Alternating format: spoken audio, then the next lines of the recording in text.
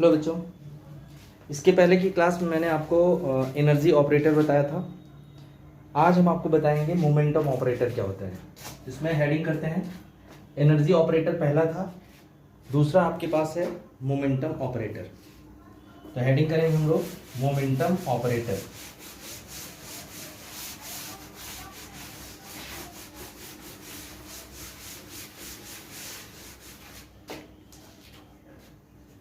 Number 2,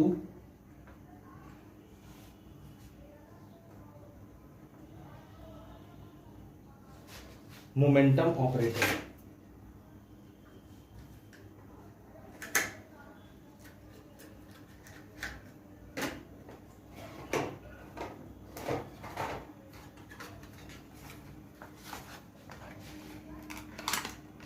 तो momentum operator को find करने के लिए हमारे पास एक्सपोनेंशियल फॉर्म में श्रोडिंगर वेव इक्वेशन है।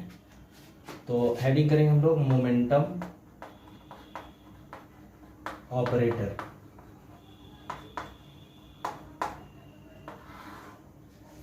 हेडिंग हो गया, चलिए लिखते हैं हम लोग the Schrodinger wave equation. The Schrodinger wave equation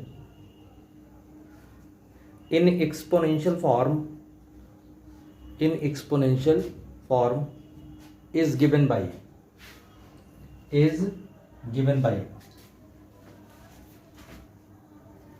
क्या होता है आपका psi x T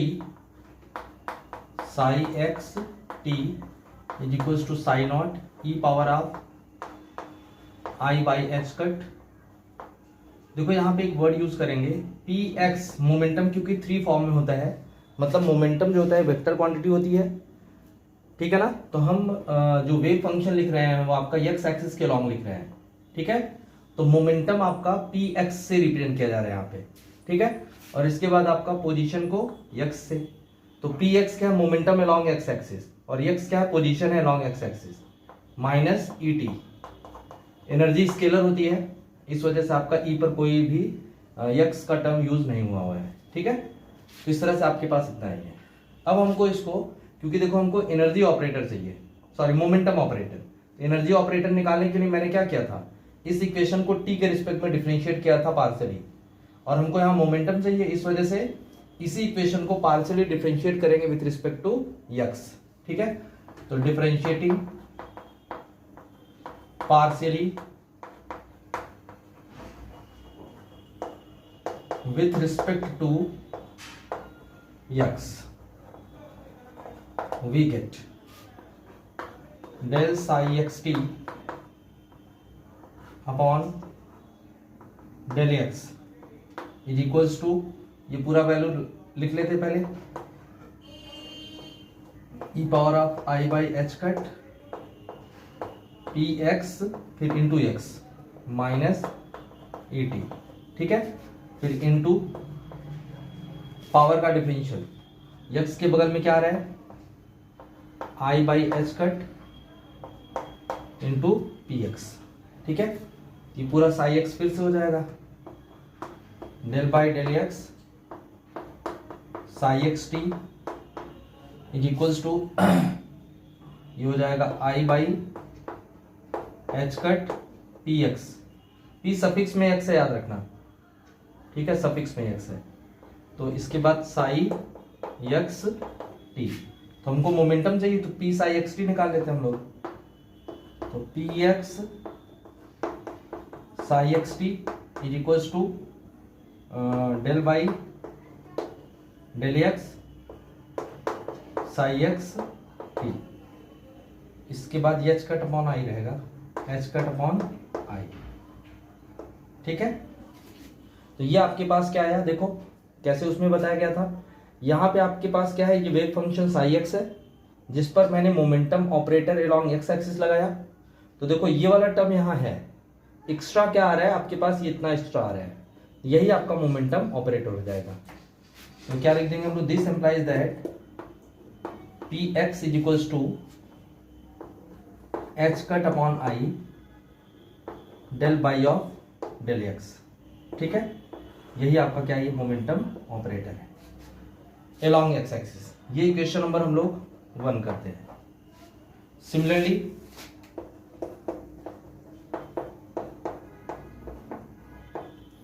P Y निकाल सकते हैं आप, तो पी वाई के लिए क्या करेंगे, तो ये पी वाई मतलब momentum operator along y axis, h cut upon I del by del y, ठीक है, ये इक्वेशन नंबर 2।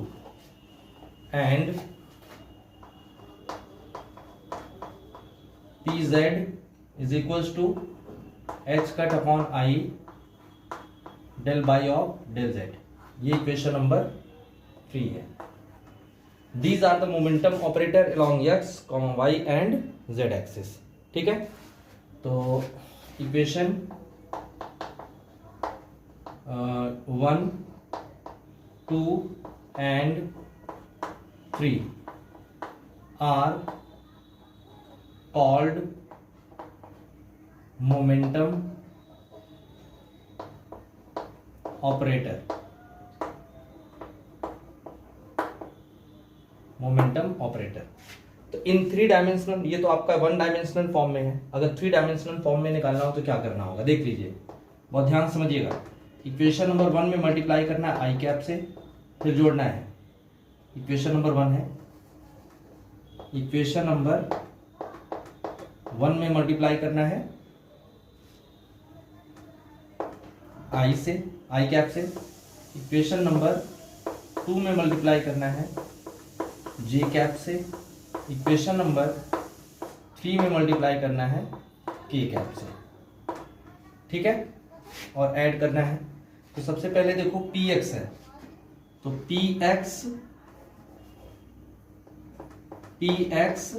आई कैप प्लस पी वाई जे कैप पी जेड के कैप बराबर, देखिए सब में एच कट अपॉन आई, सब में कॉमन जा रहा है, तो H cut upon I common हो गया, तो I del by del X आएगा, यानी I cap del by del X plus J cap del by del Y plus K cap del by del Z, ठीक है। इसको हम लोग वेक्टर पी कह सकते हैं, यानी वेक्टर पी बराबर एच कट अपॉन आई, ये आपका वेक्टर डेल हो जाएगा, यही आपका मोमेंटम ऑपरेटर है 3 डायमेंशनल फॉर्म में। H cut upon i vector del is equals to क्या, मोमेंटम ऑपरेटर, ठीक है। तो this is momentum operator in 3D form, ठीक है। देखिए वीडियो को पॉज करिए और इसको कंप्लीट करिए, हो गया, कंप्लीट करिए।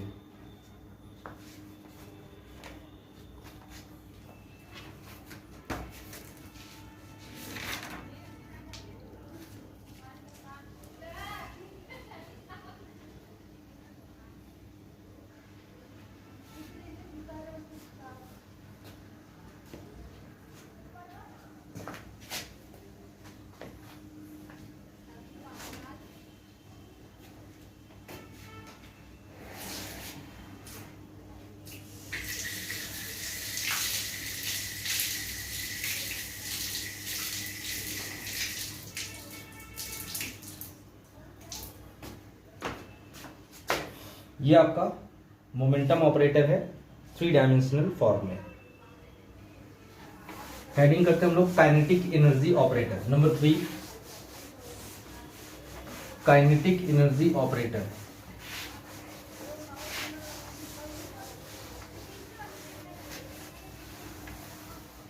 हेडिंग करेंगे काइनेटिक एनर्जी ऑपरेटर।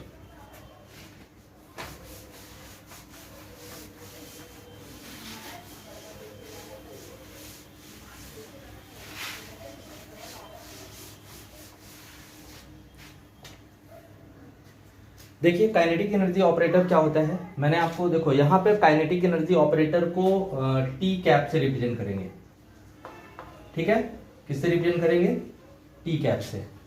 तो काइनेटिक एनर्जी यहाँ क्या है, टी है, इज इक्वल्स टू, और kinetic energy is equals to क्या होता है, पी स्क्वायर बाई 2m, यहाँ पे आपके पास हो जाएगा p² बाई ऑफ 2m। ठीक है, तो ये आपके पास क्या है, काइनेटिक एनर्जी है आपका। ठीक है, तो ये P क्या है आपका, मोमेंटम ऑपरेटर है। तो मोमेंटम ऑपरेटर मेरे पास है, मैंने अभी अभी आपको बताया, जस्ट लास्ट लाइन देख लीजिएगा। तो vector P is equals to होता है h cut upon i vector del होता है। इसी को ये यहाँ रख देंगे, तो kinetic energy operator P cap बराबर हो जाएगा 1/2m into h cut upon i vector del का होल स्क्वायर हो जाएगा।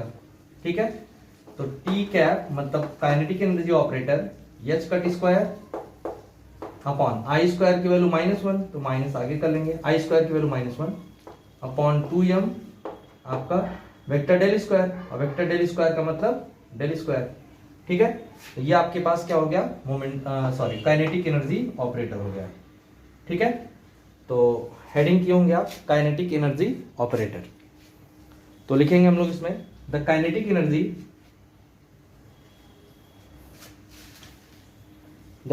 Energy operator in terms of momentum operator is given by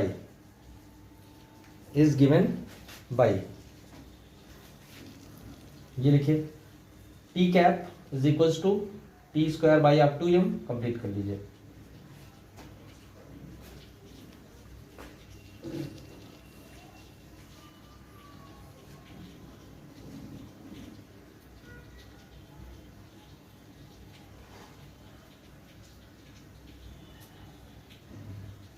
हो गया, नीचे लिख लीजिए this is the kinetic energy operator,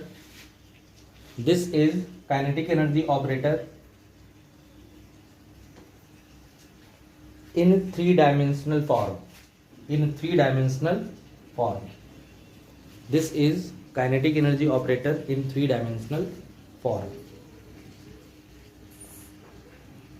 ठीक है, अब देखो कुछ ऐसी फिजिकल क्वांटिटी होती हैं जो कि खुद का ऑपरेटर होती है।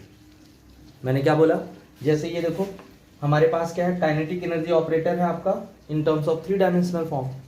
तो हमने क्या किया है कि कुछ ऐसी फिजिकल क्वांटिटी होती हैं जिनका ऑपरेटर वो खुद होती हैं। ठीक है ना, जैसे आपका पोटेंशियल एनर्जी ऑपरेटर, कौन सी, potential energy operator.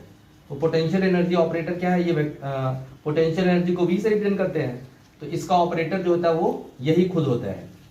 Position operator along x axis क्या होगा, एक्स कैप होगा, अलोंग वाई एक्सिस क्या होगा, वाई कैप होगा, अलोंग जेड एक्सिस क्या होगा, जेड कैप होगा आपका। तो ये आपका कुछ ऐसी फिजिकल क्वांटिटी भी होती हैं जो कि खुद का ऑपरेटर होती है। ठीक है ना, जैसे अभी हमने आपको बताया है कि आपके पास क्या वेव फंक्शन xt है ना, इस पर अगर हम मोमेंटम ऑपरेटर लगा देते हैं, क्या लगाते हैं, मोमेंटम ऑपरेटर लगाते हैं, तो क्या आता है, h cut upon i del by del X आ जाता है। ठीक है, और वो x रहता ही रहता है। तो मैंने अभी बताया, अभी जस्ट बताया था कि अगर हम वेव फंक्शन साई पर ये ऑपरेटर लगाएं तो हमको ये मिल जाता है। तो इसका ऑपरेटर यानी मोमेंटम का जो ऑपरेटर होता है वो इतना होता है। तो मोमेंटम ऑपरेटर खुद का ऑपरेटर नहीं होती है, मोमेंटम ऑपरेटर इतना होता है। ठीक है ना, तो ठीक उसी तरीके से अगर हम ये किसी पर लगाएं, मतलब ये ऑपरेटर किसी पर लगाएं तो वो वही मिलेगा। जैसे वेव फंक्शन पर ये लगाया तो हमको ये मिला, तो हम इसी पर अगर क्या लगाएं, साई xt पर अगर हम v को लगाएं तो वही मिलेगा, v साई xt ही मिलेगा। ठीक है ना, क्या मिलेगा, v साई xt ही मिलेगा। तो कुछ ऐसे ऑपरेटर मतलब कुछ ऐसी फिजिकल क्वांटिटी होती हैं जो खुद का ऑपरेटर होती हैं। जैसे मैंने क्या बोला कि पोजीशन होता, सॉरी ये आपका पोटेंशियल एनर्जी होती है, पोजीशन होती है, ये सारे आपके क्या होते हैं, खुद के ऑपरेटर्स होते हैं। तो एक नोट पॉइंट लिख लेंगे, नोट में लिखिएगा देयर आर नोट पॉइंट में लिखिएगा there are many physical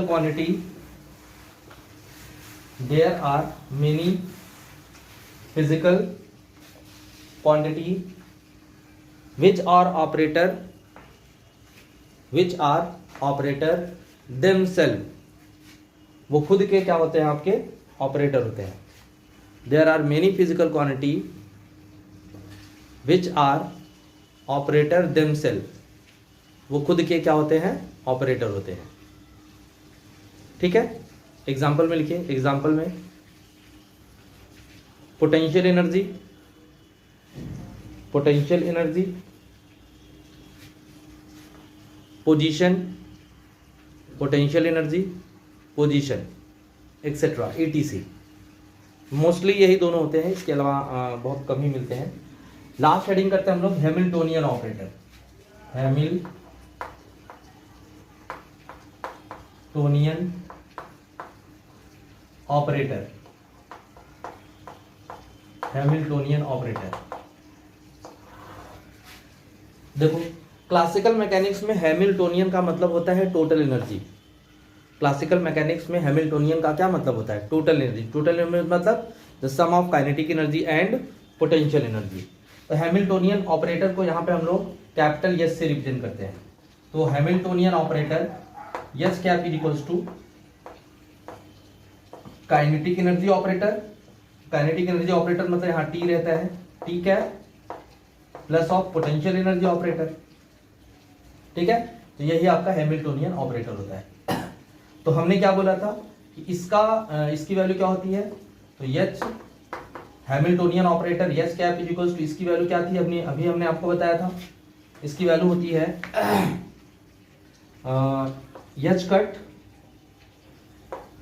upon of 2m vector, या आपका डेल वेक्टर डेल नहीं होता आपका, काइनेटिक एनर्जी ऑपरेटर. चेक कर लेते हैं. हाँ, yes minus H cut square upon of 2m del square, ये होता है. ठीक है, टी अभी बताया था आपको कि वेक्टर जो kinetic energy operator T cap होता है H cut square upon 2m आपका डेल स्क्वायर माइनस में. ठीक है, फिर इसके बाद आपके पास क्या है? ये खुद का ऑपरेटर होती है. ये क्या होती है? आपकी खुद का ऑपरेटर होती है. तो वैसे ही लिखा जाएगा आपका. यही आपका क्या है? हैमिल्टोनियन ऑपरेटर है इन 3 डायमेंशनल फॉर्म. ठीक है ना? तो फिर से समझिएगा मैंने क्या बोला कि हैमिल्टोनियन ऑपरेटर का मतलब क्या होता है. क्लासिकल मैकेनिक्स में हैमिल्टोनियन का मतलब होता है total energy, and the total energy is the sum of kinetic energy and the potential energy. Therefore Hamiltonian operator H cap is equals to the sum of kinetic energy operator and potential energy operator. Kinetic energy operator मैंने क्या बताया है? Minus H cut square by 2m del square plus of आपका ये potential energy operator. ठीक, तो लिखते हैं हम लोग हैमिल्टोनियन ऑपरेटर में. लिखिए in classical mechanics,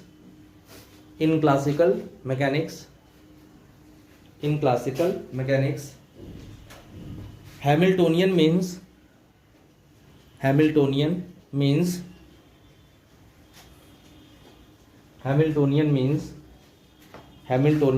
means total energy.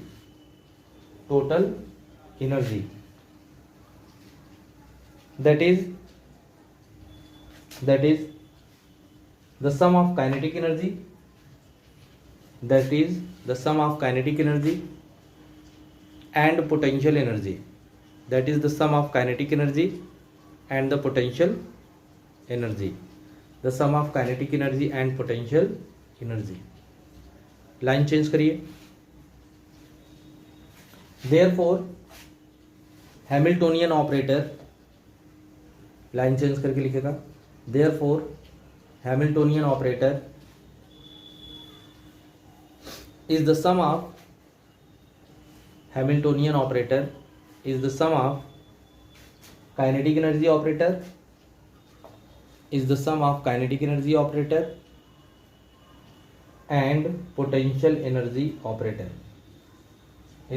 kinetic energy operator and potential energy operator. नीचे लिखिए. That is H cap is equals to T cap plus V cap. Complete कर लीजिए.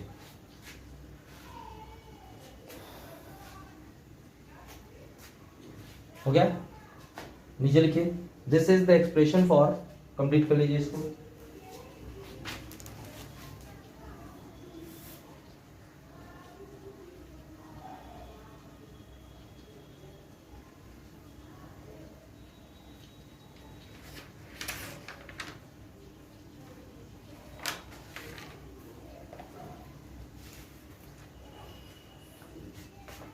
हो गया, नीचे लिखिए this is the expression for Hamiltonian operator, this is the expression for Hamiltonian operator. ठीक है, हेडिंग करते हैं हम लोग Schrodinger wave equation in operator form. Schrodinger wave equation in operator form, operator form में श्रोडिंगर वेव इक्वेशन क्या होता है? Schrödinger wave equation in operator form, heading करिएगा Schrödinger wave equation in operator form.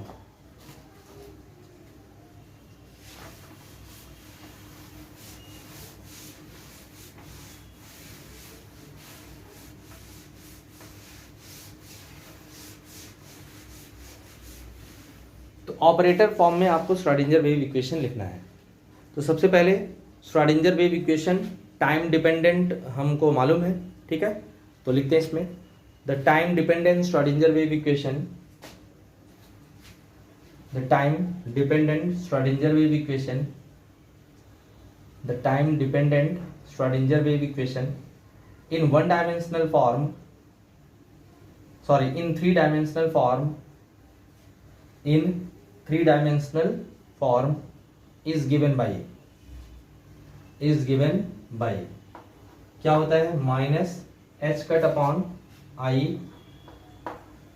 Del by del t, minus H cut upon I del by del T psi x t बराबर minus H cut square by 2m del square, ठीक है, psi are t होगा, three dimensional है ना, psi are t plus V psi are t, ठीक है, ये हमारे पास है। Schrodinger time dependent wave equation है इन थ्री डायमेंशनल फॉर्म। इसको कैसे लिख सकते हैं हम लोग? तो minus H cut upon I del by del T psi are T बराबर, यहां से साई आर टी कॉमन ले लेते हैं, तो minus H cut square by of 2m del square plus of V, ये हो जाएगा साई आर टी, ठीक है। और हम लोगों को क्या पता है? Minus H cut upon I minus H cut upon I is equals del by del T is equals to होता है एनर्जी ऑपरेटर, जरा एनर्जी ऑपरेटर देख लीजिएगा, minus H cut upon I del by del T is equals to E cap. फिर इसके बाद Hamiltonian operator, and ये पूरी वैल्यू जो होती है हैमिल्टोनियन ऑपरेटर ही होती है। जस्ट अभी बताया मैंने, क्या कहा था? Minus H cut square by 2m del square plus of V बराबर एच कैप। तो दोनों वैल्यू यूज कर लेते हैं, तो दिस एम्प्लाइज दैट इतने के जवाब क्या हो जाएगा? ई कैप साई आर टी बराबर इसके जगह क्या हो जाएगा? H cap psi R t, ठीक है। यही आपका श्रोडिंगर वेव इक्वेशन है इन ऑपरेटर फॉर्म, ठीक है। तो कंप्लीट करिए इसको पहले।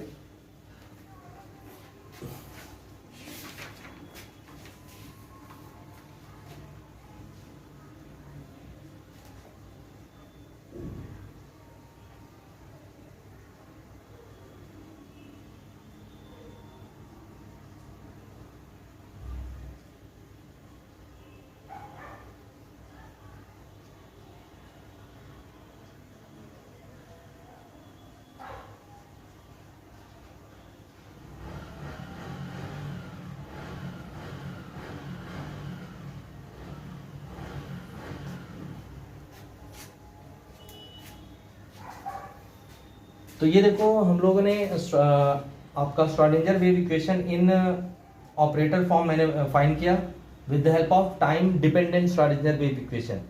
अगर आपको निकालना हो इसी इक्वेशन को, मतलब जो श्रोडिंगर वेव इक्वेशन है इन ऑपरेटर फॉर्म, ये जो हमने इस फॉर्मूले से निकाला है, जो हमारे पास एक और फॉर्मूला है जिसका नाम आपका Schrodinger time independent wave equation है in three dimensional form, check करना है हमको कि वो उस फॉर्मूले से क्या ये मिल सकता है कि नहीं। ठीक है, तो नीचे पहले लिख लीजिएगा, this is Schrodinger wave equation in operator form, Schrodinger wave equation in operator form. ठीक है, अब इसी फॉर्मूले को हमको निकालना है आपका time independent Schrodinger wave equation की हेल्प से। चलिए नीचे लिखते हैं हम लोग,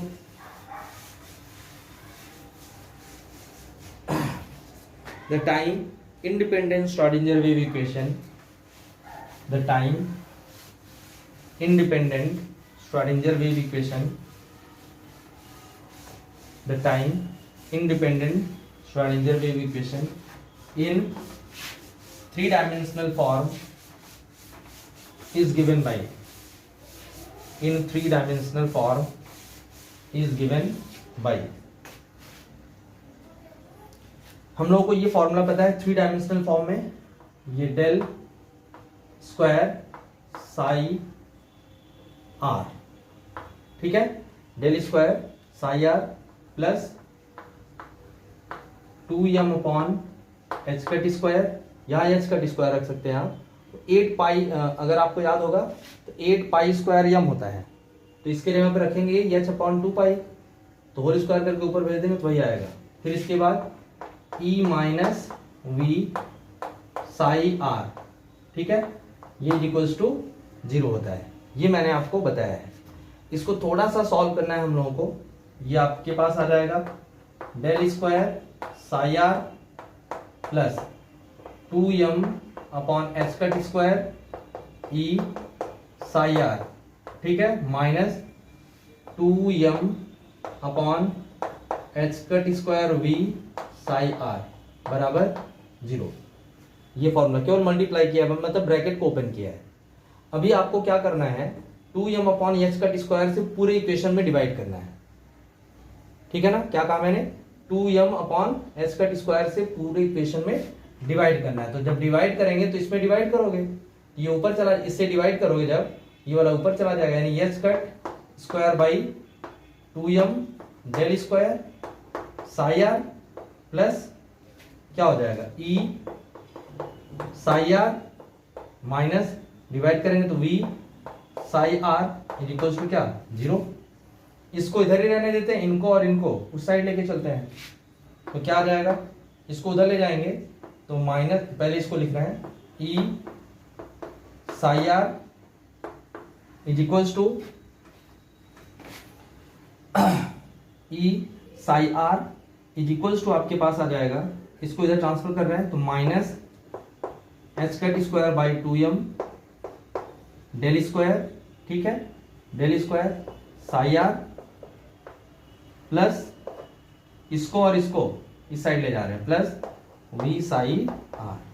अब साई आर कॉमन जा रहा है तो E psi are is equals to, ये कॉमन जा रहा है तो minus H cut square by 2m, ठीक है, del square plus capital B into psi r. ये तो आपके पास क्या हो जाएगा, कैपिटल ई साई आर, इतने की जगह क्या होगा बताइएगा, ये एस कैप है, kinetic energy operator plus potential energy operator E psi are, ठीक है। ये आपका क्या है, फिर से आपको क्या मिल गया है, चाहे यहाँ पे एच कैप रख सकते हैं आप, बट ई है तो ई को हम ई कैप लिख सकते हैं, ठीक है। तो ये आपका क्या है, ये Schrodinger wave equation in operator form. तो आपका Schrodinger wave equation in operator form हम दोनों तरीके से निकाल सकते हैं, means with the help of time dependent and independent Schrodinger wave equation, यानी दोनों वेव इक्वेशन से हम लोग श्रोडिंगर वेव इक्वेशन को फाइंड कर सकते हैं ऑपरेटर फॉर्म में। तो नीचे लिख लेते हैं हम लोग, कंप्लीट करिए पहले इसको जल्दी से।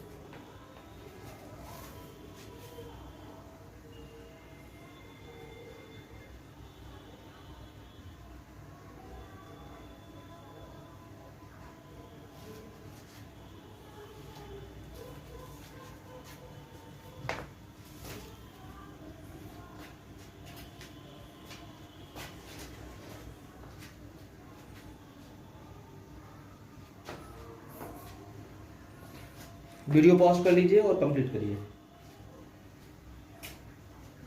हो गया? चलिए नीचे लिख लेते हैं, this is Schrodinger wave equation in operator form. This is Schrodinger wave equation in operator form.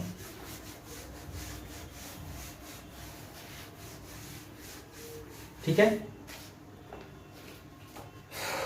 लिखे, this is Schrodinger wave equation in operator form. एक लाइन चेंज करके लिखिएगा, लिखिए फ्रॉम एबव डिस्कशन, यानी ऊपर मैंने जो भी आपका फॉर्मूला डिराइव करा है, from above discussion we can say that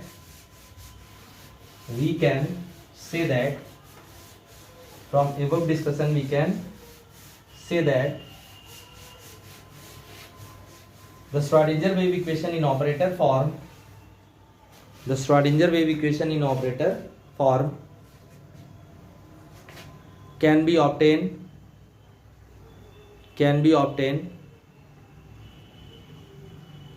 by, प्राप्त कर सकते हैं किसके द्वारा, can be obtained by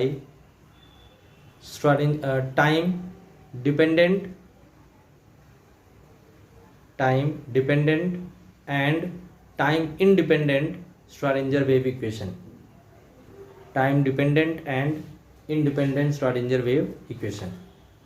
दोनों Schrodinger wave equation की हेल्प से हम लोग ऑपरेटर फॉर्म में Schrodinger wave equation को फाइंड कर सकते हैं। ठीक है, हेडिंग करते हैं हम लोग वेव फंक्शन। वेव, आप ये केमिस्ट्री में वर्ड यूज किए होंगे, वेव फंक्शन, और खूब आपका एग्जाम में आता है ये। ठीक है ना, तो वेव फंक्शन किससे रिप्रेजेंट किया जाता है, साई से। ठीक है, तो वेव फंक्शन क्या होता है, साई। इसका मतलब क्या होता है, इस चीज को हमको यहां जानना है। तो देखिए, हेडिंग हो गया सबका। वेव फंक्शन क्या है, वेव फंक्शन एक मैथमेटिकल एक्सप्रेशन है। वेव फंक्शन क्या है हमारा, एक मैथमेटिकल एक्सप्रेशन है।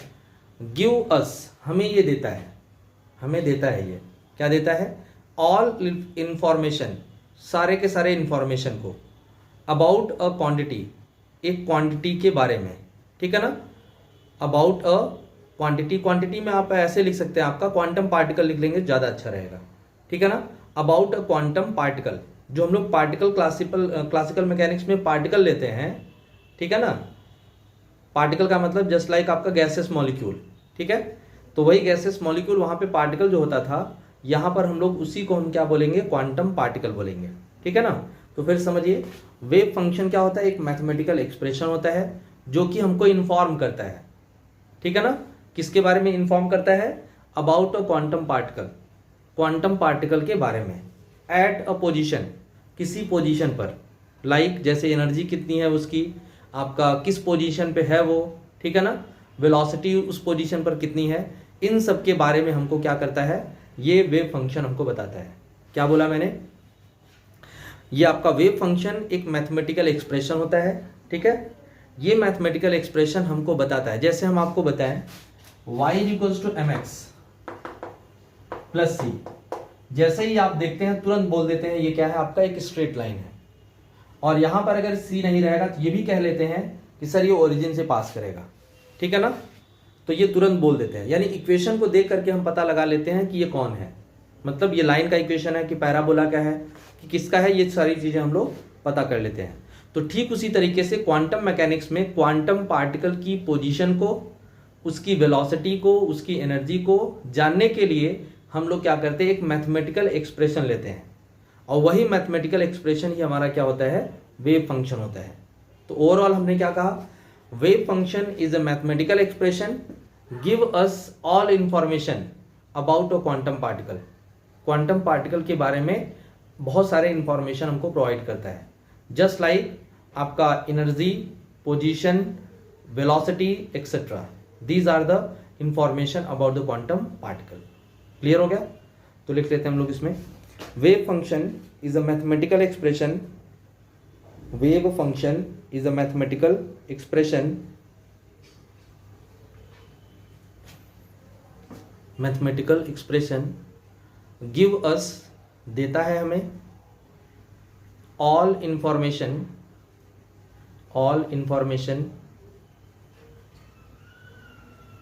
about a quantum particle. Give us all information about a quantum particle.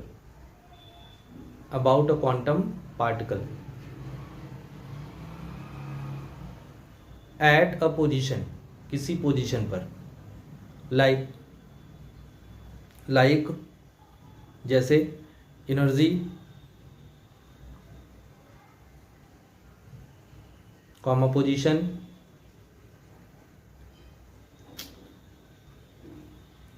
Comma velocity etcetera etc. ठीक है। नेक्स्ट हेडिंग करते हैं हम लोग प्रोबेबिलिटी।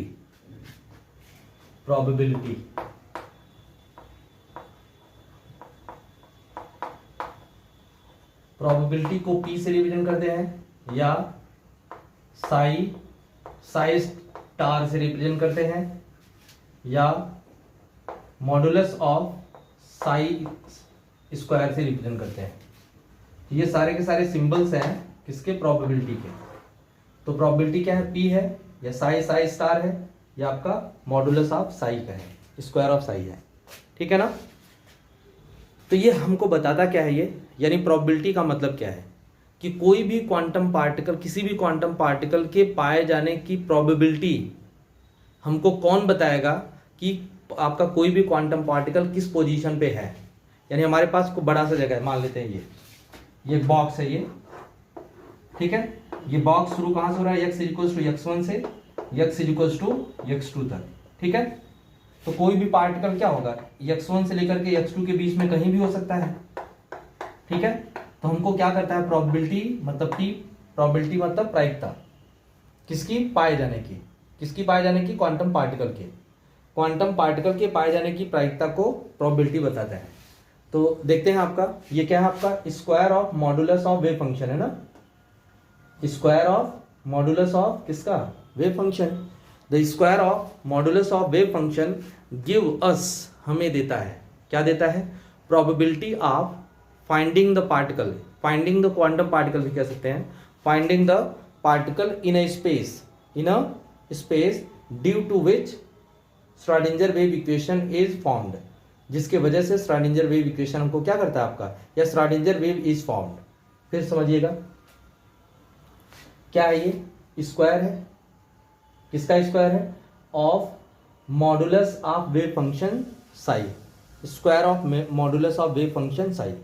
और ये देता क्या है हमको, क्या देता है हमको, आपका modulus of square of modulus of wave function Sai, आपका ये give us probability of finding the particle, probability of finding the particle in a space, किसी भी स्पेस में, ड्यू टू विच, जिसके वजह से श्रोडिंगर वेव इज फॉर्म्ड, जिसके वजह से श्रोडिंगर वेव क्या करता है, उसी पार्टिकल से श्रोडिंगर वेव बनता है। फिर समझो तो, जैसे हमारे पास क्या है, ये एक पार्टिकल है यहाँ पर, ठीक है, ये पार्टिकल है, ये पार्टिकल क्या कर रहा है, जिसको क्वांटम पार्टिकल कह रहे हैं, ये पार्टिकल क्या करता है, इस बॉक्स के अंदर मूव कर रहा है, मान लेते हैं ये, ठीक है ना। तो ये क्या है आपका, इसी को श्रोडिंगर वेव कहते हैं ये, ठीक है ना। तो इन्होंने क्या कहा कि सर अगर हम क्या करते हैं, वेव फंक्शन साई का मॉडुलस लेकर के स्क्वायर करें, मॉडुलस लेकर के क्या करें, स्क्वायर करें, या साई स्टार में, ठीक है ना।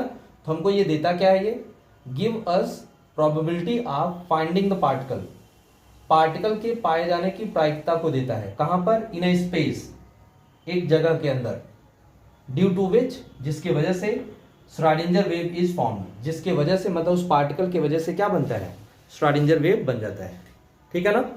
तो अब किसी भी रीजन में आप ऐसे कर लीजिए, या इस लाइन को पहले डिफाइन कर लेते हैं, इसके बाद हम बोलते हैं, लिखिएगा तो इसमें the square of modulus of wave function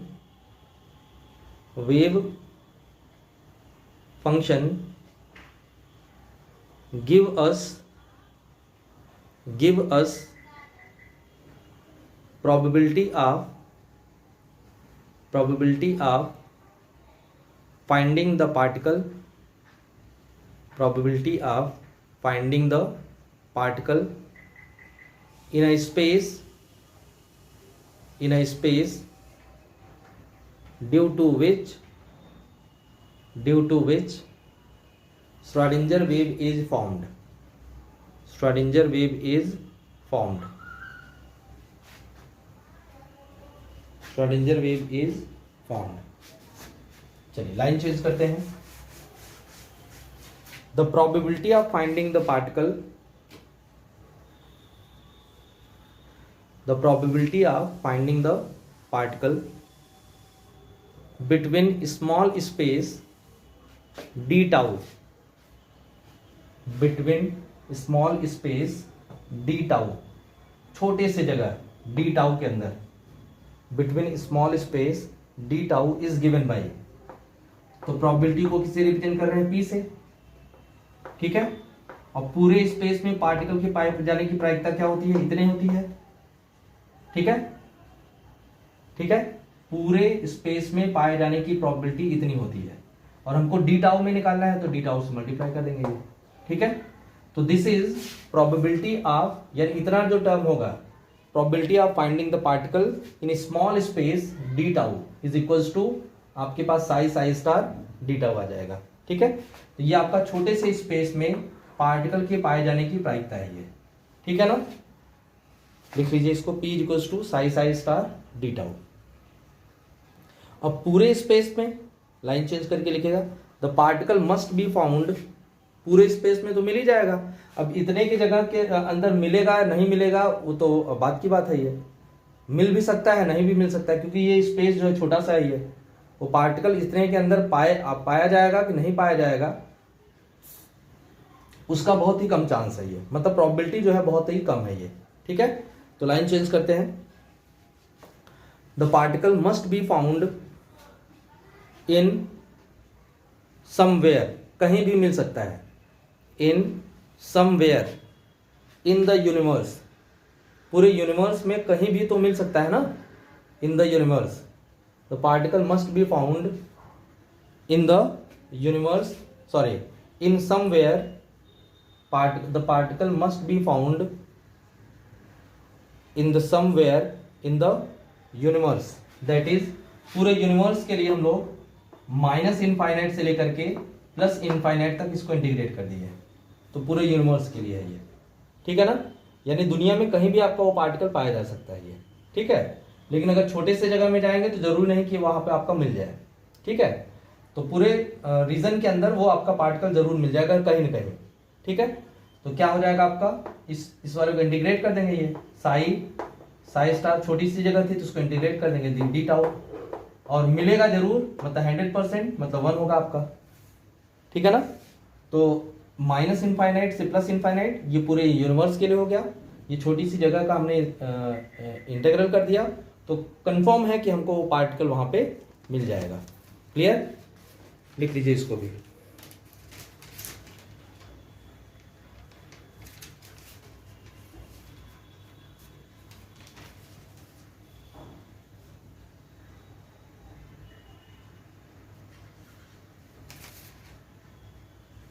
line change करके लिख लीजिएगा. और इसी कंडीशन को हम लोग कहते हैं कंडीशन ऑफ नॉर्मलाइजेशन. इसी कंडीशन को क्या कहते हैं, कंडीशन ऑफ नॉर्मलाइजेशन कहते हैं. तो एक नंबर में बहुत ही इंपॉर्टेंट आपका क्वेश्चन आता है, what do you mean by the condition of normalization. बस एक लाइन लिखना है. The condition of normalization is minus infinite to plus infinite psi star D tau equals to 1. ठीक है ना. तो नीचे लिख लीजिए, this is the condition of normalization. This is the condition of normalization. And the wave function, इसके अंदर जो wave function psi है, and the wave function psi is normalized wave function. If the wave function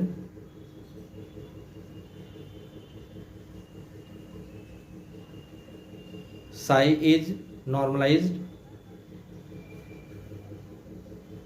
क्या लिखे आप, this is called the condition of normalization, and the wave function psi is called normalized wave function.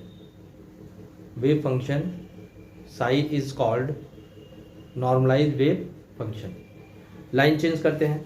ये तो पूरे universe के लिए तुमने ले लिया है, लेकिन प्रॉब्लम ये है कि हमारे पास क्या है, कोई एक पर्टिकुलर लिमिट है। लिमिट का मतलब है कैसे, इफ इंटीग्रल, ये रिप्लेस कर रहे हैं माइनस इनफाइनाइट को, यानी x की वैल्यू x1 से शुरू हो और x की वैल्यू कहां तक जाए, x2 तक। ये आपका एक बाउंडेशन है ये, यानी पार्टिकल x1 से x2 तक जरूर मिल जाएगा। ऐसा कब होगा, ये आपका साई स्टार, यहाँ x का वेरिएशन है तो इस डी टाउ को dx कर लेंगे, ठीक है ना, क्योंकि अलोंग x एक्सिस कहा जा रहा है। ये आपके पास क्या है, अगर 1 है, मैंने क्या बोला, अगर पार्टिकल x1 से x2 के बीच में कहीं भी मिल जाए मतलब 100% चांस है कि आपका वो पार्टिकल, अगर ये 1 आएगा तब, अगर ये 1 आएगा मतलब x1 से लेकर के x2 तक इंटीग्रेट किया तुमने, किसको किया, इसको साई स्टार dx को, इज इक्वल टू अगर 1 आ रहा है तो इसका मतलब क्या है कि इसके अंदर यानी x1 से x2 तक पार्टिकल कंफर्म में मिल जाएगा, यानी 100% चांस है कि वो पार्टिकल मिल जाएगा। ठीक है, इसको लिख लीजिए, if integral x is equal to x1 to x is equal to x2 psi star dx is equal to 1, then line change करके लिखिएगा, then it represent 100% chance 100% chance of probability 100% chance of probability of finding the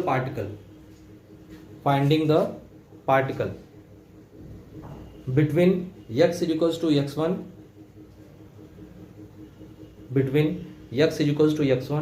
and x is equals to x2।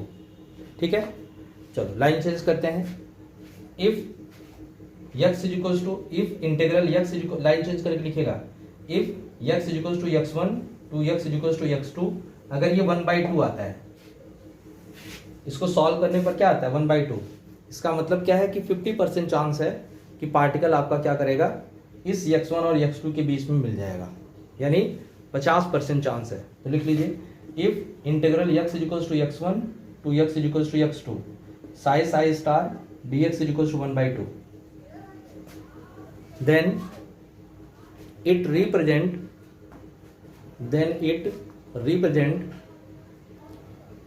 50% chance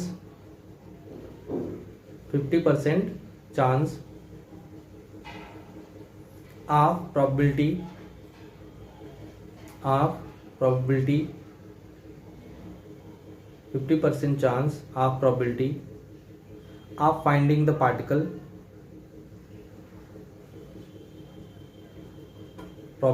finding the particle between x is equals to x1 and x is equals to x2, between x is equals to x1 and x is equals to x2।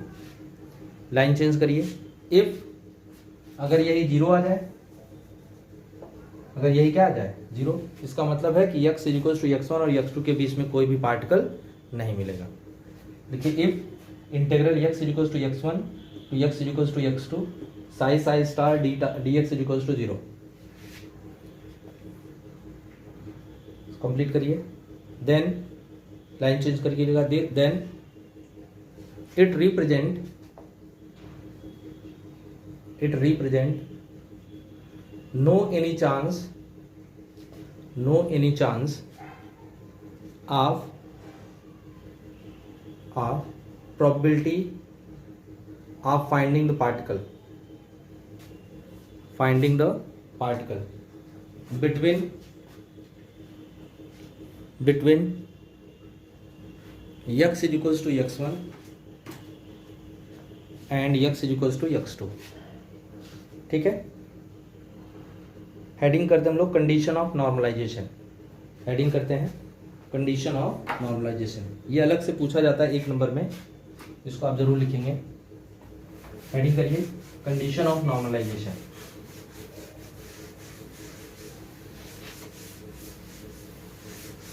Condition of normalization लिखिएगा, if psi is the wave function, if psi is the wave function if psi is the wave function, then condition of normalized wave function, if psi is the wave function, then the condition of normalization is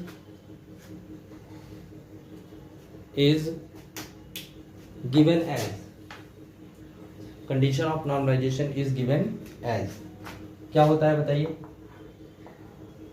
minus infinite to plus infinite, ठीक है ना, psi star D tau equals to 1, ये पूरे universe की बात होती है, ठीक है, where psi is normalized wave function, normalized wave function, psi क्या होता है यहाँ पे, नॉर्मलाइज्ड वेव फंक्शन होता है। एक नंबर में अगर ये आता है तो आप इसको जरूर लिखेंगे, where psi is normalized wave function. अब देखो कोई भी वेव अगर नॉर्मलाइज्ड फॉर्म में नहीं है तो उसको नॉर्मलाइज कैसे किया जाता है, इस चीज को हमको जानना है, ठीक है ना। तो एक क्वेश्चन करके लिखते हैं, क्वेश्चन में लिखेगा हाउ टू नॉर्मलाइज, क्वेश्चन में लिखिएगा जल्दी से, टाइम लिमिट है, how to normalize the unnormalized wave function, how to normalize the unnormalized wave function. किसी अननॉर्मलाइज्ड वेव फंक्शन को नॉर्मलाइज करना हो तो कैसे उसको आप नॉर्मलाइज करेंगे, ठीक है। सॉल्यूशन लिखिए इसका, let psi is unnormalized wave function, let psi is एक, let psi is an unnormalized wave function, unnormalized wave function.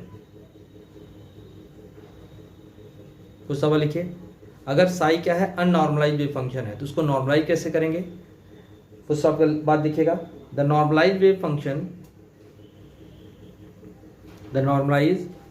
Function is,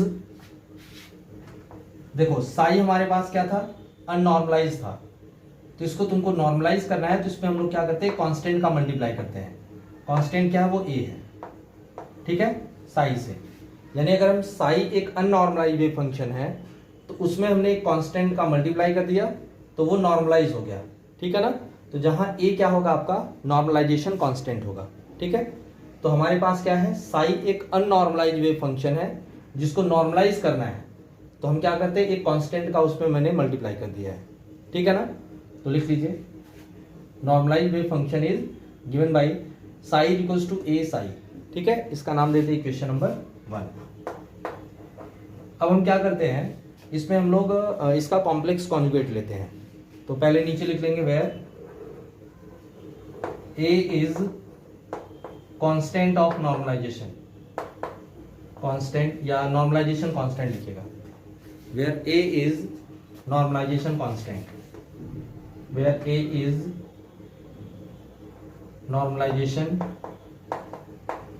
constant, ठीक है। चलिए इसका हम कॉम्प्लेक्स कॉन्जुगेट लेते हैं, टेकिंग कॉम्प्लेक्स कॉन्जुगेट, क्या आ जाएगा, साई स्टार, कॉम्प्लेक्स कॉन्जुगेट मतलब साई स्टार, ए स्टार, साई स्टार, ए स्टार, फिर साई स्टार। ये इक्वेशन नंबर 2 हो गया आपका, ठीक है। फिर इसके बाद कंडीशन ऑफ नॉर्मलाइजेशन हम लोग को पता है, वी नो दैट ये आपका infinite minus infinite to plus infinite psi star D tau equals to 1, ठीक है। तो ये क्या हो जाएगा हमारे पास,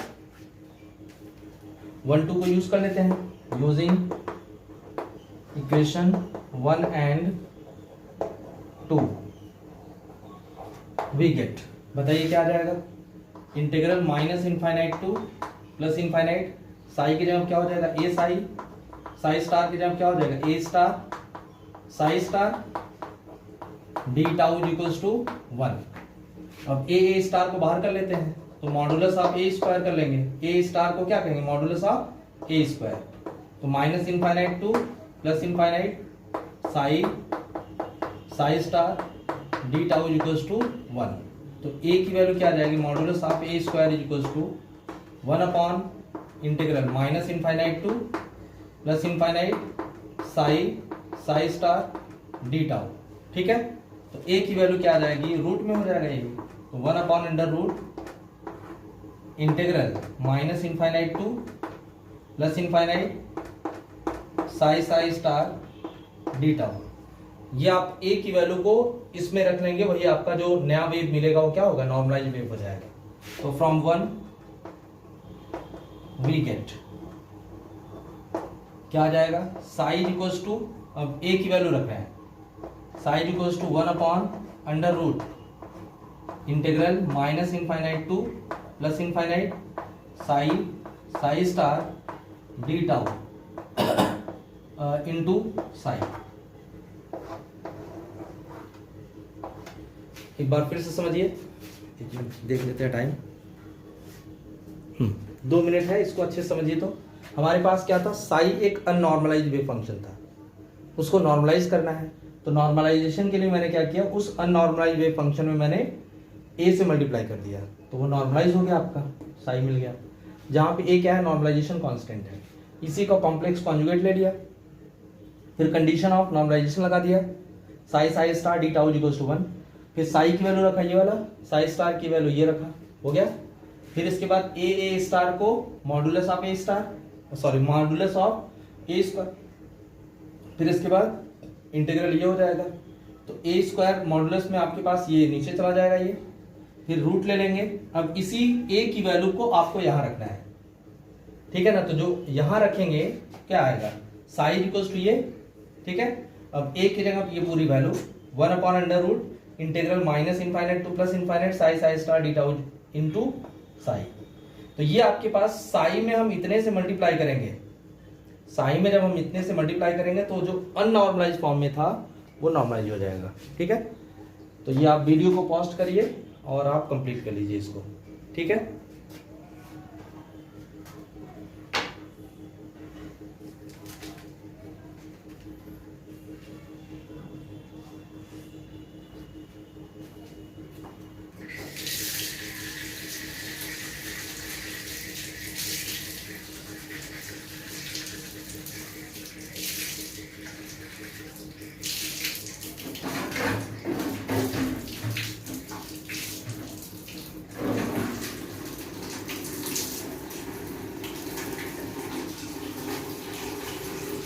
अगर हो गया हो तो उसके एक नीचे लिखेंगे, यही आपका नॉर्मलाइज, ये जो अननॉर्मलाइज वेव था वो नॉर्मलाइज हो गया, नीचे लिख लीजिए this is normalize wave function, this is normalize wave function. तो आज के लिए इतना ही, कल मतलब अगली क्लास में हम इस पर कुछ न्यूमेरिकल सॉल्व कराएंगे तो आपको ज़्यादा अच्छा समझ में आएगा।